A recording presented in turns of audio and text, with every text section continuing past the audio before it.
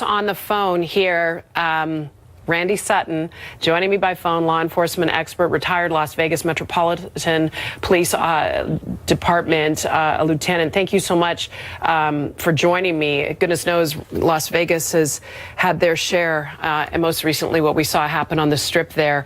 What are your thoughts when you look at what happened here in Annapolis, or what we know at this point, Randy? Well, with the lack of information, there's a lot of conjecture going on. We do know that we have multiple victims. We do know a suspect is in custody and not he didn't take the route that many active shooters do, which is take their own life. That apparently he was taken into custody by sheriff's deputies. We know that a shotgun was used, which is the second time recently that was the weapon of choice for this active shooter. I'm sure that we'll be hearing more about that as details come out. But what's really ominous is that the lack of ambulances that have been seen there. That's a very ominous situation. That means that that they're all fatalities, and that's really frightening.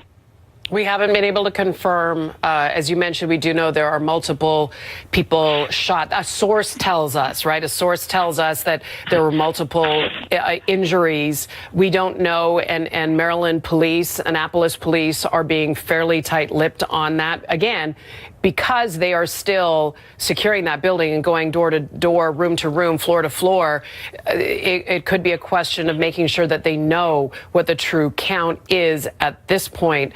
Randy, a shotgun being used, that tells you already that clearly there wasn't any sort of metal detector going into this building. No, clearly there was not. Or if there was, he gained access through an unsecured door, which is always a possibility. Yeah, that happens.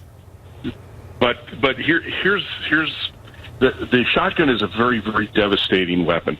When we've been seeing the semi-automatic rifles that are sometimes referred to as assault weapons, although they generally are not true assault weapons.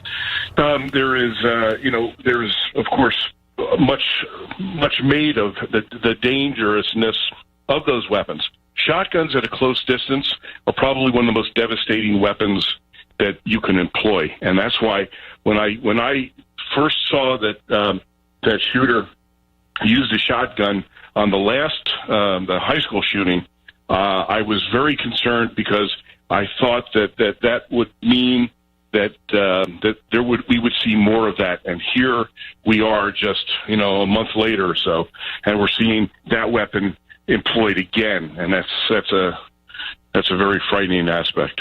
It is a fright. There's much of this that is, and we want to report the facts of what we know, but it is hard not to see parallels. It's hard not to be frightened by what we see, and to be honest, we should be frightened by it, right? You know what, Randy, I'm going to ask you to hang tight there for a second. We understand there's a briefing about to happen. Let's